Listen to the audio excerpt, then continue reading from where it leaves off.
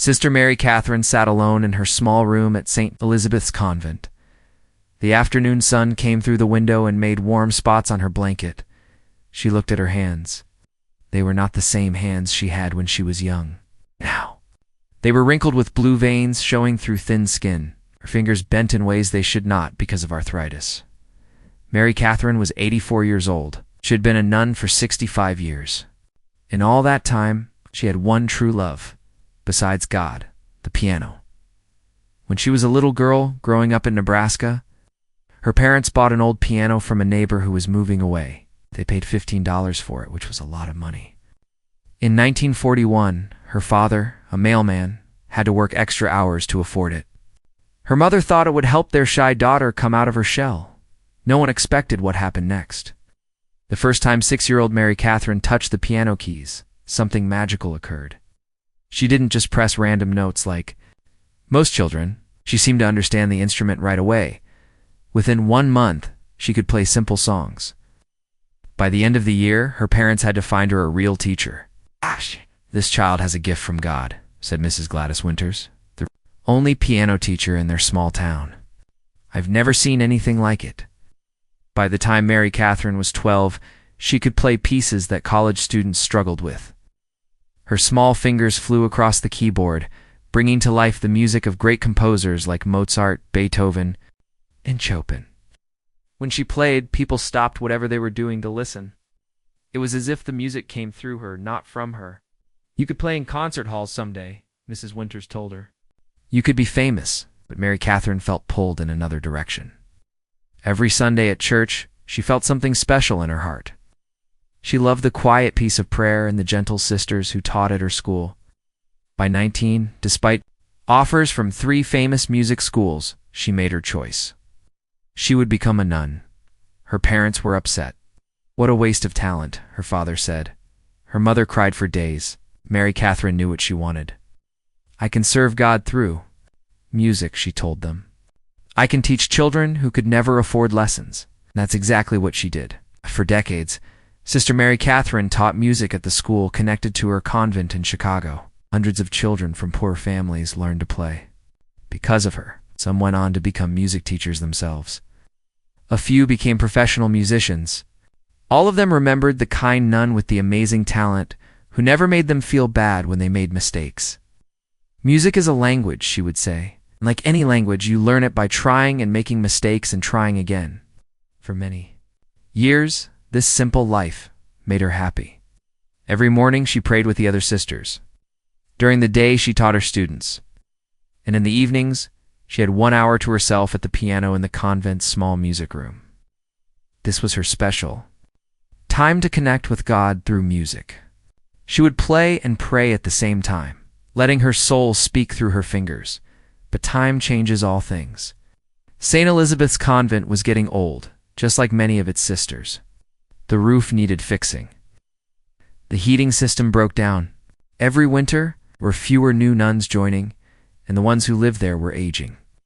The church leaders decided to close St. Elizabeth's and move all the sisters to St. Margaret's Convent across town. "It's a newer building," explained Father John. "It will be more comfortable for everyone." Sister Mary Catherine didn't want to leave. St. Elizabeth's had been her home for over 60 years. She knew every crack in the walls, every squeak in the floors. Most importantly, she knew the old piano in the music room. Its middle C key stuck sometimes, and the bench wobbled, but it was hers. She understood its voice, and it understood her hands, but she had taken a vow of obedience long ago. So, when moving day came, she packed her few belongings in one small suitcase and said goodbye to St. Elizabeth's. A young nun named Sister Grace helped her onto the bus. "Don't worry," Sister Grace said. "St. Margaret's has a nice piano too, you'll see." The first few days at St. Margaret's were hard. Everything was different. The hallways were wider. The rooms were bigger. There were more rules. Sister Mary Catherine felt lost and alone. She missed her old routine. On the 3rd day, she found the piano. It sat in a large room called the recreation area. It was newer than her old piano, with shiny black wood and keys that were still white instead of yellow. She sat down and placed her sore fingers on the keys. The first notes of Debussy's Clair de Lune filled the room. This was her favorite piece to play when she felt sad. As she played, she forgot about her new surroundings. She forgot about her arthritis. She even forgot about her age.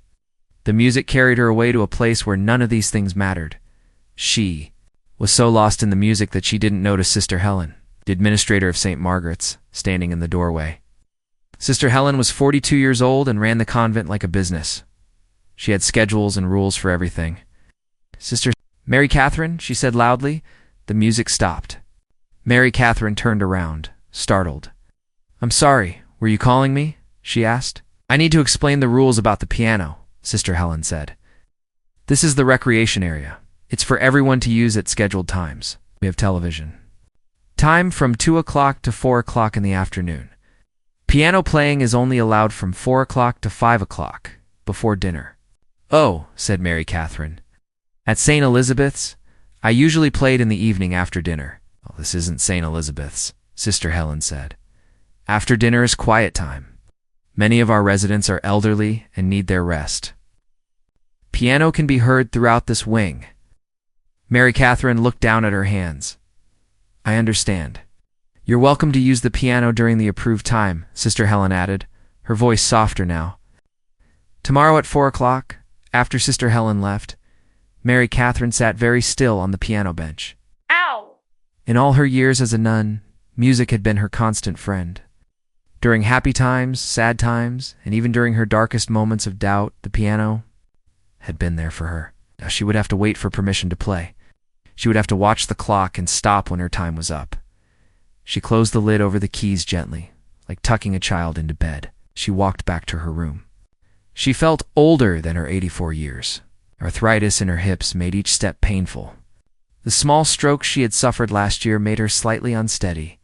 In her room, she sat by the window and looked out at the garden. St. Margaret's had a beautiful garden, with flowers arranged in perfect rows. At St. Elizabeth's, the garden had been wild and natural, with flowers growing wherever they wanted. "Everything is different here," she whispered to herself. That night, she dreamed of pianos. In her dream, she was young again, her fingers straight and strong. Playing for a large audience in a concert hall, as the music swelled, the audience disappeared. She was alone with God, offering her music like a prayer. She woke up with tears on her face, but also with a small flame of determination in her heart. She might be old. She might be in a strange place with new rules, but she still had her music inside her. And somehow, she would find a way to let it out. Sister Mary Catherine tried to follow the rules at St. Margaret's Convent. Each day at exactly 4 o'clock, she would go to the recreation area for her 1 hour of piano time. She played softly, mindful of disturbing others. But playing for just 1 hour a day felt like having only 1 small cup of water when you were very thirsty. 2 weeks after moving to St. Margaret's, Yes. Mary Catherine woke up early. The sun was just starting to rise. Her room was quiet except for the ticking of her small clock. It was 5:30 in the morning. Most of the other sisters would still be asleep. She sat up slowly in bed. Joints were stiff and painful in the morning. She reached for the cane that leaned against her nightstand and carefully stood up. She put on her robe over her nightgown and slipped her feet into her worn slippers. Maybe, she thought to herself, no one will be in the recreation area this early. Moving as quietly as she could, Mary Catherine made her way down the hallway. The convent was silent. Her slippers made soft, shuffling sounds on the floor. She passed the chapel where early morning prayers would begin in an hour. She passed the dining hall where breakfast would be served later. Finally, she reached the recreation area. The room was empty, just as she had hoped. The piano sat in the corner, its black surface catching the first light of dawn coming through the windows. Mary Catherine sat down on the bench and opened the lid. She placed her hands on the keys, but did not press them yet. She closed her eyes and said a small prayer. "Dear God, please let me have this moment." Then she began to play. She chose Bach this time, the prelude in C major. It was a piece that felt like a prayer itself, with notes that flowed like water. She played very softly, her fingers moving from memory across the keys. The music filled the empty room with gentle sound. For 20 minutes, Mary Catherine played without stopping. She moved from Bach to Mozart to Chopin. She lost herself in the music, forgetting about her arthritis, forgetting about the rules, forgetting about everything except the conversation between her, soul, and the piano. She was so absorbed that she didn't hear the footsteps approaching. She didn't notice the man standing in the doorway until he spoke. "Oh, that was beautiful," he said. Mary Catherine's hands jumped off the keys in surprise. She turned to see a man she had never met before. He was tall, with gray hair at his temples, and kind eyes behind glasses. He wore jeans and a button-up shirt with a camera bag slung over his shoulder. "I'm sorry," Mary Catherine said. "I didn't know anyone was listening." "Please don't stop on my account," the man said. "I've never heard that Chopin piece played quite like that before." Mary Catherine closed the piano lid. "I shouldn't be playing now anyway. It's not the approved time." The man came further into the room. "My name is Frank Sullivan," he said. "I'm here to take photographs of the convent for a magazine article about historic religious buildings in Chicago." "I'm Sister Mary Catherine," she replied. "I'm fairly new here myself." Frank set his camera bag down on a nearby chair. "How long have you been playing piano?" he asked. 78 years, she said with a small smile. "I started when I was 6. Frank's eyebrows went up. "That's impressive. You must have performed professionally." Mary Catherine shook her head. "No. I chose a different path. I've been a Sister of Mercy for 65 years. But you play like a concert pianist," Frank said. "I know music. My wife was a music professor. Before she passed away, you have a rare gift." Mary Catherine looked down at her twisted hands. "God gave me this gift. I've tried to use it to serve him and to teach others."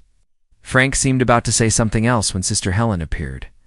In the doorway, her face showed surprise, then disapproval. "Sister Mary Catherine," she said, her voice stern. "Piano time is from 4 o'clock to 5 o'clock in the afternoon. You know this?" "I'm sorry, Sister Helen," Mary Catherine said.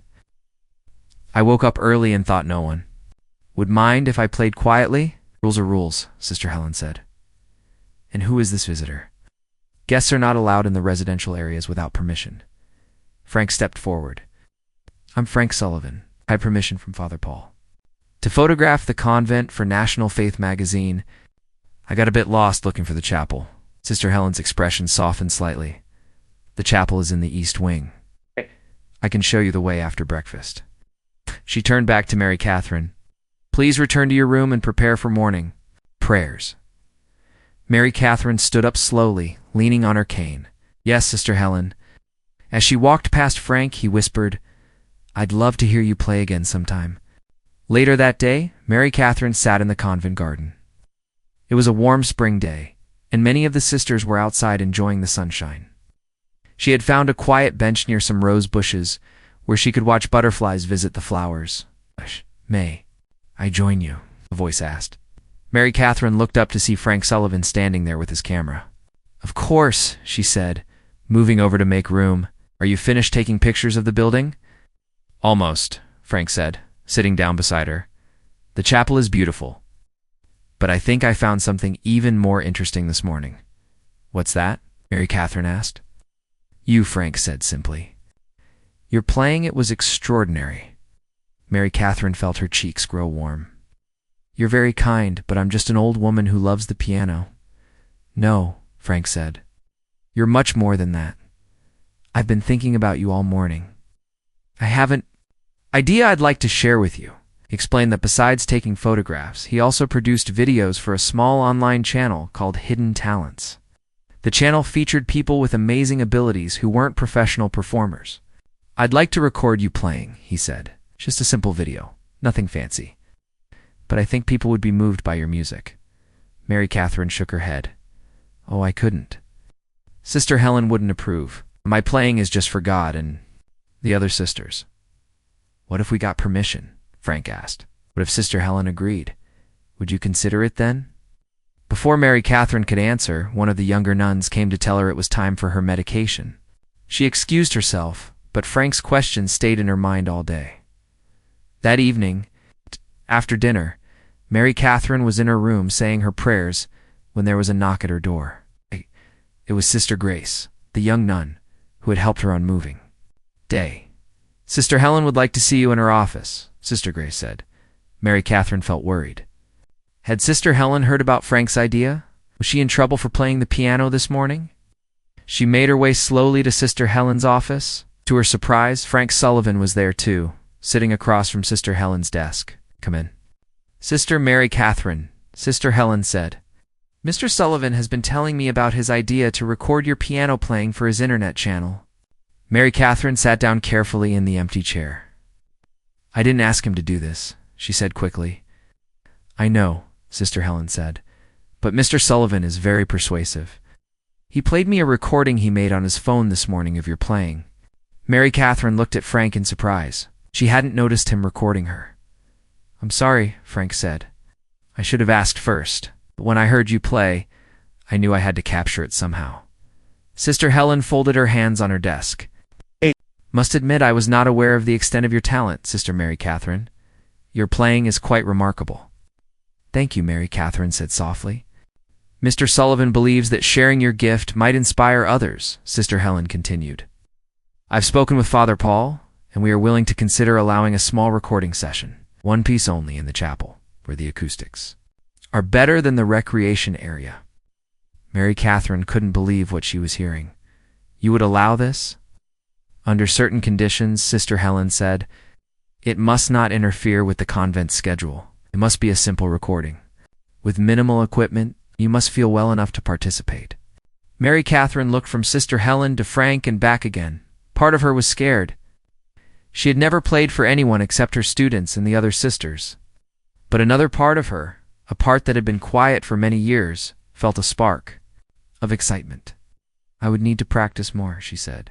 Sister Helen nodded. "I think we can arrange for additional piano time. Perhaps early mornings would work, since you seem to be an early riser." Frank smiled. "This will be wonderful, Sister Mary Catherine. Your music deserves to be heard." As Mary Catherine walked back to her room, she felt something she hadn't felt. In a long-time anticipation, God had given her the gift of music. Maybe it was time to share that gift with more people than just those within the convent walls. That night, she dreamed of music again. But this time, she wasn't alone with her piano. This time, her music was traveling out into the world, touching hearts she would never meet, bringing a small piece of heaven to earth through her fingers. News of the upcoming recording spread quickly through St. Margaret's Convent. The sisters whispered about it during meals and after prayers. Many of them had never heard Sister Mary Catherine play, since she had only been at St. Margaret's for a short time. They were curious about this elderly nun who apparently played piano so beautifully that someone wanted to record her sister. Mary Catherine tried to ignore the whispers and stares. Every morning, she woke up at 5:30 and went to the recreation area to practice. Sister Helen had given her a key so she could play without disturbing anyone. In the quiet morning hours, with sunlight slowly filling the room, Mary Catherine reconnected with the music she loved. Her fingers were stiff and painful from arthritis. Sometimes she had to stop and rub them to ease the aching. But once she started playing, the music seemed to flow through her pain. She practiced for an hour each morning, working on the piece she would record. She had chosen Bach's Jesu Joy. Of Man's Desiring was a piece that expressed her faith and her love of music. She had played it countless times over the years, teaching it to many students. But now, she was playing it in a new way, putting all her life experience into each note. One morning, she was practicing. Sister Grace came in and sat quietly in a corner to listen. When Mary Catherine finished playing, Sister Grace had tears in her eyes. "That was so beautiful," Sister Grace said. "I've never heard anything like it." Mary Catherine smiled. "I know." "Thank you, dear. Music has always been my way of praying. I played piano as a child," Sister Grace admitted, "but I was never—" "Very good. I gave it up when I was 12. Would you like to play something now?" Mary Catherine asked. Sister Grace shook her head quickly. "Oh no, I couldn't. I've forgotten everything." "You never really forget," Mary Catherine said. "The music stays inside you." She patted the bench beside her. "Come sit with me." Hesitantly, Sister Grace sat down. Mary Catherine showed her a simple tune, guiding her hands on the keys. They played together for a few minutes, laughing when Sister Grace hit wrong notes. "See? Your fingers remember more than you think," Mary Catherine said after that morning. Sister Grace often joined Mary Catherine during practice time. Sometimes other sisters came too, slipping quietly into the room to listen. Mary Catherine's morning practice became an unofficial event at the convent.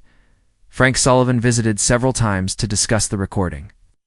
He brought a sound engineer, named Peter, with him to check the acoustics in the chapel. "The chapel sounds wonderful," Peter said after clapping his hands and listening to the echo. "And the piano in here is much better than the one in the recreation area." "I've asked for the piano to be tuned before we record," Frank said. "We want everything to be perfect." Mary Catherine felt nervous about all these preparations. "I'm just a simple nun who plays piano," she told Frank. "I'm not a professional musician." "That's what makes this special," Frank replied. "You play from the heart, not for fame or money. That comes through in your music." As the day of the recording approached, Mary Catherine's health took a turn. For the worse, the pain in her hands got stronger. She also felt more tired than usual, and sometimes got dizzy when she stood up too quickly. Sister Helen noticed and insisted that Mary Catherine see Dr. Linda, who visited the convent once a week to check on the elderly sisters. Dr. Linda examined Mary Catherine's hands carefully. "The arthritis is quite advanced," she said. "I'm surprised you can still play piano at all." "God gives me strength," Mary Catherine said simply. Dr. Linda frowned. "I'm concerned about the stress of this recording. Your blood pressure is higher than it should be, and I can tell you're pushing yourself too hard with all this practicing." "Recording is scheduled for next week," Mary Catherine said. "Just 3 days from now. I recommend postponing it," Dr. Linda said. "Give yourself time to rest." But Mary Catherine shook her head. "I can't explain it, doctor, but I feel I'm meant to do this now. I might not have another chance." Dr. Linda looked at her for a long moment, then sighed. "At least, promise me you'll rest more before the recording, and take the pain medication I've prescribed." Mary Catherine promised, though she didn't like how the medication made her feel foggy and distant from the music. The night before the recording, Mary Catherine couldn't sleep. She sat by her window, looking at the stars and thinking about her long life. She thought about her childhood in Nebraska, her parents who had been gone for decades now, her first piano teacher, and all the students she had taught over the years. She wondered where they all were, and if any of them still played. She thought about the path she had chosen, becoming a nun instead of a concert pianist. She had never regretted it, but sometimes she had wondered what might have happened if she had followed a different road. "God put music in my heart for a reason," she whispered to the stars. "Tomorrow, I will play for him and let the world listen, if they wish." When morning came, Mary Catherine felt surprisingly calm. She dressed carefully in her best habit, the one she usually saved for Christmas and Easter services. Sister Grace helped her arrange her veil and brought her a cup of tea. "You nervous?" Sister Grace asked. "No," Mary Catherine said, and realized it was true. "I feel ready." Frank and his small crew arrived early to set up in the chapel. They brought cameras, microphones, and lights. Peter, the sound engineer, checked everything twice to make sure it was working perfectly. "We won't need much editing for this," Frank told Mary Catherine. "We want to capture the natural feeling of your playing." At 10 o'clock, everything was ready. Some of the sisters had gathered at the back of the chapel to watch. Sister Helen sat in the front row, her usually stern face now looking almost excited. Father Paul was there too, smiling encouragingly at Mary Catherine. Frank helped Mary Catherine to the piano. It was the grand piano from the chapel, freshly tuned and polished until it gleamed. Mary Catherine sat down carefully, adjusting her habit around her. She placed her hands on the keys and took a deep breath. "Whenever you're ready, sister," Frank said softly, stepping back behind the camera. Mary Catherine closed her eyes for a moment. She said a silent prayer, asking God to guide her hands and her heart. Then she began to play. The first notes of Jesu's Joy of Man's Desiring filled the chapel. The familiar Bach melody flowed from her fingers, but something unexpected happened as she played. The music began to change. It was still Bach's beautiful piece, but Mary Catherine found herself adding her own touches to it, bringing in elements of other music she had loved throughout her life. She didn't plan this, it just happened, as if the music itself was guiding. Her fingers moved across the keys with a freedom she hadn't felt in years. The pain in her joints seemed to disappear. She felt young again, connected to the pure joy she had experienced when she first discovered the piano as a child. As she played, memories flowed through her mind like a river, teaching children from poor neighborhoods how to play their first songs, playing for sisters who had since passed away. The countless hours of joy the piano had given her over 8 decades. All these experiences came out through the music, in the back of her mind. Mary Catherine knew that Frank was recording, that other people were listening, but that didn't matter now. She was having a conversation with God through her music, thanking Him for the gift He had given her and offering it back to Him. The piece lasted about 10 minutes, though to Mary Catherine it felt both like seconds and like forever. When the final notes faded away, the chapel was completely silent. Mary Catherine kept her hands on the keys for a moment, then slowly opened her eyes. Everyone in the chapel was perfectly still. Sister Helen had tears running down her face. Father. Paul was looking up at the ceiling as if in prayer. Frank stood frozen behind his camera. Then Sister Grace started to applaud, and everyone joined in. The sound of clapping filled the chapel, echoing off the stone walls and high ceiling. Double quotes, Frank started to say, then stopped, seeming unable to find the right words.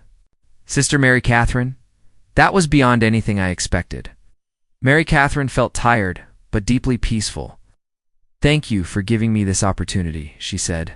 No, Frank said, shaking his head. Thank you for sharing your gift with us. Soon, with the world. As Sisters Grace and Helen helped Mary Catherine back to her room to rest, she wondered what Frank meant by the world. She had played for a small audience in a convent chapel. How many people would really be interested in watching an 84-year-old nun play piano? She had no idea what was about to happen. The day after the recording, Sister Mary Catherine felt very tired. She stayed in bed longer than usual, her hands aching more than normal. Sister Grace brought her breakfast on a tray and sat with her while she ate. Everyone is talking about your playing yesterday, Sister Grace said. Father Paul said it was like hearing the voice of God through music. Mary Catherine smiled weakly. I just played what was in my heart. Frank called this morning, Sister Grace continued.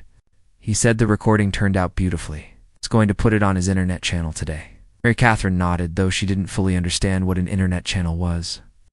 At her age, computers and the internet were strange, confusing, things she had never learned to use them.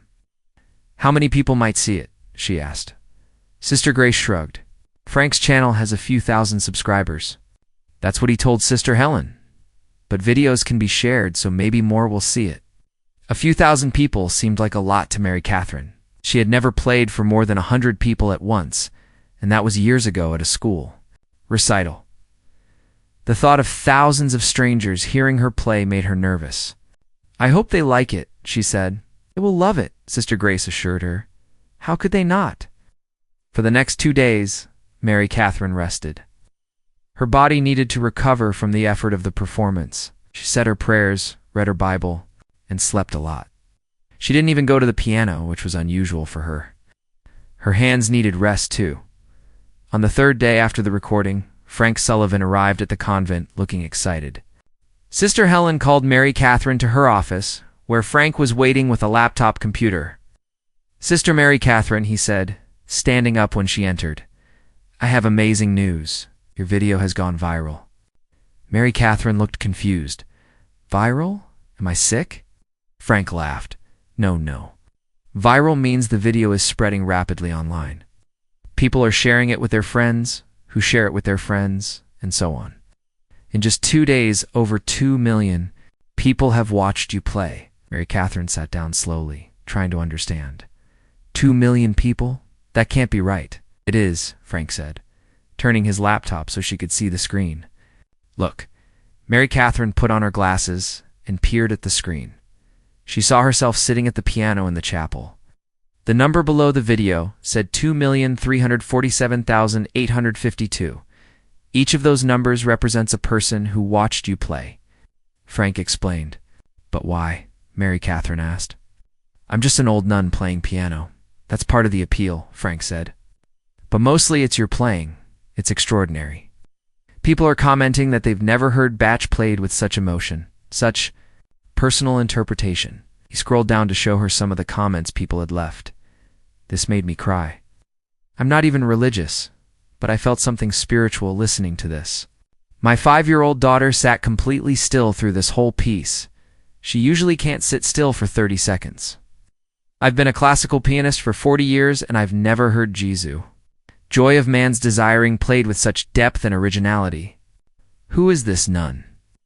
Mary Catherine read the comments with growing amazement. These people don't even know me, she said. That's what's so powerful, Frank said. Your music speaks to them even without knowing your story. Sister Helen, who had been quietly listening, spoke up. Mr. Sullivan says, we've been receiving calls and emails from news organizations who want to interview you. Interview me? Mary Catherine was shocked. Out! About your music, your life, your faith. Frank said, people are curious about the nun who plays piano like a world-class concert pianist. Mary Catherine shook her head. I don't think I could do interviews. I wouldn't know what to say. You don't have to do anything you don't want to, Sister Helen assured her. But there is something else we need to discuss, she explained that. A famous piano company had called. They wanted to donate a brand new grand piano to the convent, specifically for Sister Mary Catherine to use. They say it would be an honor to have you play one of their pianos, Sister Helen said. And a music school in Chicago has asked if you would consider teaching a masterclass, Frank added. It's just one session, sharing your approach to playing with their advanced students. Mary Catherine felt overwhelmed. 3 days ago, she had been an ordinary nun who loved playing piano. Now people were talking about her as if she were famous. I need time to think about all this, she said, to pray about it. Of course, Sister Helen said, there's no rush to decide, but the outside world did rush in, whether Mary Catherine was ready or not. That evening, a local news van parked outside the convent. A reporter and cameraman asked to speak with the piano-playing nun, as they called her. Father Paul and Sister Helen turned them away politely but firmly. Sister Mary Catherine is elderly and needs her rest, Father Paul told them. Please respect her privacy. The next day, more reporters came. And the day after that, the number of views on the video climbed to 5 million, then 8 million. Frank's phone rang constantly with calls from television shows, radio stations, and newspapers, all wanting to talk to Sister Mary Catherine. I never expected this, Frank told her when he visited again. I thought the video would get a good response, but nothing like this. Mary Catherine was sitting in the convent garden, enjoying the spring flowers. Despite all the excitement, she felt strangely calm. God works in mysterious ways, she said. He must have a reason for all this. Attention? What do you want to do? Frank asked. You could do one carefully chosen interview, if you feel up to it. It might satisfy some of the curiosity and take pressure off the convent. Mary Catherine thought about it. There was a woman who left a comment about her little daughter sitting still to listen to my playing. I liked that one. It touched my heart. Olivia Martinez, Frank said immediately. She's a music journalist who writes for Classical Review magazine. She has a 5-year-old daughter who's one of the first to contact me about interviewing you. Would she be kind? Not too pushy? Mary Catherine asked. She has a reputation for being respectful and thoughtful, Frank said. I think she would be perfect, so it was arranged. Olivia Martinez would come to the convent the following week to interview Sister Mary Catherine. Only one photographer would be allowed, no video cameras. The interview would last no more than 1 hour, with breaks if Mary Catherine got tired. Sister Helen helped Mary Catherine prepare. They discussed what questions might be asked and how she might answer them. Sister Mary Catherine wasn't worried about the questions about music or faith, but she felt nervous about personal questions. Just be yourself, Sister Helen advised. Your authenticity is what people respond to in your playing. It will be the same in your words. The day before the interview, something wonderful happened. The new piano arrived from the famous piano company. It was a beautiful baby grand, smaller than the one in the chapel, but much nicer than the upright in the recreation area. The company sent 2 men to carefully bring it into the convent and place it in a small room, near Mary Catherine's bedroom. "This is your music room now," Sister Helen told her. "Can play whenever you want, day or night. The walls have been soundproof so you won't disturb anyone." Mary Catherine ran her hands over the smooth black surface of the piano. She pressed one key and heard the pure, rich tone. Tears filled her eyes. "This is too much," she whispered. "No," Sister Helen said, putting a hand on her shoulder. "It's exactly what you deserve. We should have recognized your gift sooner." Evening. Mary Catherine played her new piano for the first time. She played softly, exploring the touch and sound of the keys. It responded to her fingers as if it knew her already, as if it had been waiting for her. She played for 2 hours, losing track of time. When she finally stopped, she realized several sisters had gathered in the hallway outside to listen, including Sister Helen. "We couldn't help ourselves," Sister Helen said with a smile. "Even through the soundproofing, your music calls to us." The next morning, Olivia Martinez arrived for the interview. She was younger than Mary Catherine expected, maybe in her 30s. With kind eyes and a warm smile, she shook Mary Catherine's hand gently, mindful of her arthritis. "Thank you for agreeing to speak with me, Sister Mary Catherine," Olivia said. "Your playing has touched millions of people, including my daughter Emma." "That's what Frank told me," Mary Catherine said. "That's why I wanted to meet you." They sat in the convent garden for the interview. It was a beautiful spring day, with birds singing in the trees and flowers blooming all around them. The photographer took a few pictures from a distance. Trying not to intrude, Olivia asked thoughtful questions about Mary Catherine's childhood, her decision to become a nun, and her lifelong relationship with music. Mary Catherine found herself sharing stories she hadn't thought about in years. "Do you regret not becoming a professional pianist?" Olivia asked. Mary Catherine thought for a moment. "No," she said finally. "I followed the path God set before me. Music has been my joy, my comfort, and my way of serving others. I have no regrets." As the interview drew to a close, Olivia had one last question. "Your video has been watched by millions of people around the world. What would you like to say to them?" Mary Catherine smiled. "I would say thank you for listening. I would tell them that it's never too late to share your gifts with the world, whatever they may be." Olivia Martinez's interview with Sister Mary Catherine appeared in Classical Review magazine the following month. The article was titled, "The Nun with Angel's Hands." It included beautiful photographs of Mary Catherine sitting at her new piano and in the convent garden. The story of how she chose becoming a nun over a potential career as a concert pianist touched, and many hearts. The article spread almost as quickly as the original video had.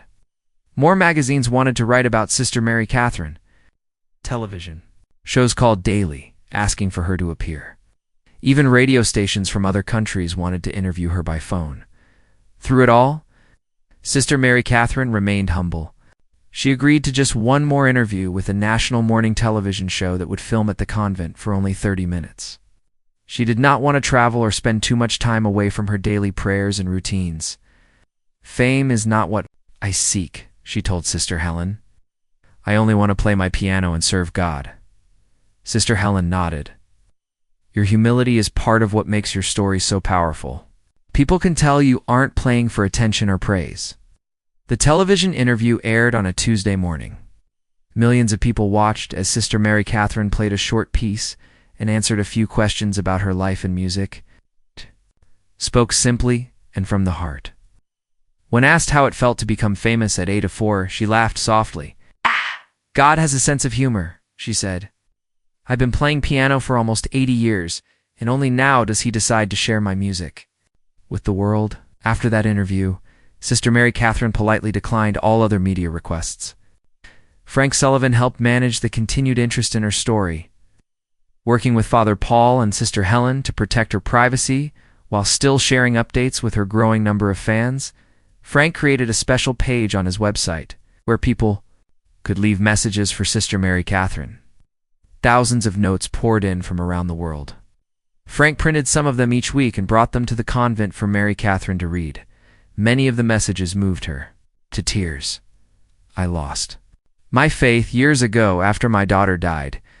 Your music made me feel God's presence again for the first time in 10 years. I play your video for my mother who has Alzheimer's. It's the only thing that calms her when she gets agitated. Thank you for this gift. I'm a 15-year-old piano student who is ready to quit. After hearing you play, I'm practicing again with new determination. Mary Catherine read each message carefully. She asked Sister Grace to help her write short responses to some of them, though she couldn't possibly answer all the thousands of messages. In the months that followed, Mary Catherine's health had good days and bad days. On good days, she played her beautiful new piano for hours, sometimes recording new pieces with Frank's help. On bad days, she rested and prayed. Her hands too painful and stiff to play, the piano company that had donated her. Baby Grand asked if they could name a new model after her. The Sister Mary Catherine would be a piano designed for teaching children, affordable for schools and community centers. If my name helps bring music to children who couldn't otherwise afford it, then yes, she told them. Mary Catherine's favorite part of her unexpected fame was the letters from children. Young piano students from around the world sent her drawings, told her about their recitals, and asked for advice. She made time to respond to as many as she could. Practice with your heart, not just your fingers, she often wrote to them. Music is a language that speaks what words cannot say. 6 months after her video first went viral, Mary Catherine received a special invitation. A famous concert hall in Chicago wanted her to play at a charity event to raise money for music education in low-income schools. All the other performers would be professional musicians donating their time and talent. Mary Catherine wasn't sure she should accept. Her health was more fragile now, and the thought of playing in a large concert hall scared her. She had never performed in such a grand place. You don't have to do this, Sister Helen assured her. Everyone will understand if you decline. Mary Catherine sat at her piano, thinking. She played a few notes, feeling the familiar joy rise in her heart. I think I should try, she said finally. If God has given me this opportunity to help children learn music, I should take it. The concert was scheduled for 3 months later. Mary Catherine practiced carefully, pacing herself to avoid straining her hands. Dr. Linda checked on her weekly, making sure she wasn't pushing too hard. Your blood pressure is better, Dr. Linda said during one visit. I think having a purpose, a goal to work toward, is good for you. Music has always been my medicine, Mary Catherine replied with a smile. As the concert date grew closer, Mary Catherine chose what she would play. Not Bach this time, but an original composition she'd been working on for years, but had never completed. She called it A Lifetime of Faith. It combined elements of classical music with hints of the simple hymns she had grown up singing in Nebraska. 2 weeks before the concert, she finished the piece. She played it for Sister Grace and Sister Helen, who both cried as they listened. It's your life story in music, Sister Grace said. I can hear your childhood, your years of teaching, even the recent events with the video. It's all there. The night of the concert arrived. Frank arranged for a comfortable car to take Mary Catherine, Sister Helen, and Sister Grace to the concert hall. Father Paul came too, to offer support and prayers. The concert hall was huge. With red velvet seats and a grand chandelier hanging from the ceiling, Mary Catherine had never seen such a beautiful place. Backstage, the other musicians treated her with great respect. Many told her that her video had touched them deeply. I've played Carnegie Hall 3 times, a famous violinist told her. But I'm nervous to follow you tonight. Mary Catherine wore her usual habit, but Sister Grace had helped her add a small pin in the shape of a piano to her collar, a gift from her online fans. When it was her turn to perform, Frank helped her walk onto the stage. The audience, nearly 2,000 people, rose to their feet in a standing ovation before she played a single note. Mary Catherine blinked in surprise at the sea of faces. She had never played for so many people at once. She sat at the gleaming concert grand piano, adjusted her habit, and placed her hands on the keys.